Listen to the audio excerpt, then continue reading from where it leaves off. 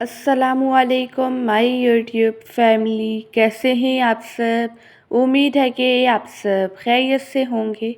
आज हम बनाएंगे बहुत ही ज़्यादा मज़ेदार से विंटर स्पेशल गुड़ वाले चावल। मैं आपसे तमाम टिप्स और ट्रिक्स शेयर करूंगी। बस आपने वीडियो को लास्ट तक वॉच करना है ताकि रेसिपी का कोई भी पॉइंट आपसे मिस ना हो। गुड़ वाले चावल बनाने के लिए एक पैन में हम ऐड करेंगे आधा लीटर के बराबर पानी।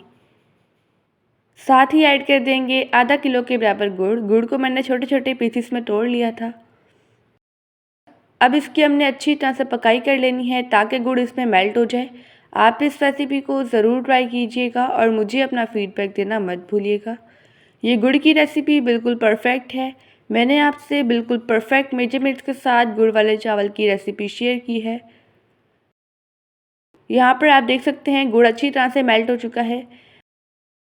अब इस गुड़ वाले शीरे को हम छान लेंगे क्योंकि गुड़ में बहुत सी इम्प्योरिटीज़ वगैरह होती हैं, तो शीरे को छानना लाजमी है। अब इस गुड़ वाले शीरे को हम साइड पे रख देते हैं और नेक्स्ट काम करते हैं। एक पैन में मैंने पानी लिया है, इसमें हम ऐड कर देंगे 3 अदद लौंग, एक बादियान का फूल ऐड करेंगे, एक दालचीनी का टुकड़ा ऐड कर देंगे। अब पानी में हमने बॉईल आने देना है। जैसे ही पानी में बॉईल आ जाएगा इसमें हम ऐड कर देंगे सेला चावल आधा किलो के बराबर। सेला चावल को मैंने पहले से ही भिगो कर रख लिया था। अब इन चावलों को हमने बॉईल कर लेना है। याद रहे कि चावलों को हमने फुल बॉईल नहीं करना है, 90 to 95% तक बॉईल करना है। चावलों में हल्की हल्की सी कसर रहने देनी है, ठीक है।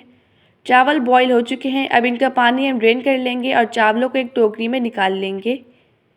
एक पैन में हम ऐड कर देंगे आधा कप के बराबर घी को मेल्ट होने देंगे। जैसे ही घी मेल्ट हो जाएगा इसमें कुछ ड्राई फ्रूट्स वगैरह ऐड करते हैं, जैसे कि मैं इसमें ऐड करूँगी बारीक कटा हुआ खोपरा, बादाम और काजू। अब इन ड्राई फ्रूट्स को हमने हल्की आंच पर अच्छी तरह से फ्राई कर लेना है ताकि इन पर गोल्डन सा कलर आ जाए। ड्राई फ्रूट्स को हमने बहुत ज़्यादा फ्राई नहीं करना है, इससे जो हमारे ड्राई फ्रूट्स हैं वो जल भी सकते हैं।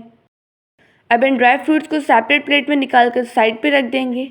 अब घी में हम ऐड करेंगे 3 अदद हरी इलायची, 1 चाय के चम्मच के बराबर सौंफ, इन्हें फ्राई कर लेंगे। फिर इसमें हम ऐड कर देंगे गुड़ वाला शीरा जो हमने स्टार्टिंग में रेडी किया था। अब इस शीरे की हमने अच्छी तरह से पकाई करनी है ताकि ये थिक हो जाए। पतले पतले शीरे में हमने चावल ऐड नहीं करने हैं। शीरे को अच्छी तरह से हमने कुक करना है ताकि थिक थिक हो जाए। शीरे में बॉईल भी आ चुका है और शीरा थिक भी हो चुका है। अब इसमें हम ऐड कर देंगे बॉईल किए हुए चावल। अब चावलों को हमने हल्के हाथों से अच्छी तरह से मिक्स कर लेना है। अगर आपको वीडियो अच्छी लगे तो वीडियो को लाइक कर दीजिएगा और एनबी कुकिंग को सब्सक्राइब भी कर लें। मैं डेली बेसिस पे आपके लिए मज़ेदार सी स्पेशल सी रेसिपीज़ लेके आती हूँ। अब इसमें हम ड्राई फ्रूट्स ऐड करेंगे जो हमने रोस्ट किए थे और साथ ही ऐड कर देंगे किशमिश और इसे भी मिक्स कर लेंगे। अब हम बिल्कुल हल्की आंच कर लेंगे और इसे हल्की आंच पर तकरीबन 10 से 15 मिनट के लिए दम दे देंगे ताकि जो हमारे चावल हैं ये अच्छी तरह से कुक हो जाएं। चावल को दम दिए हुए 15 मिनट हो चुके हैं।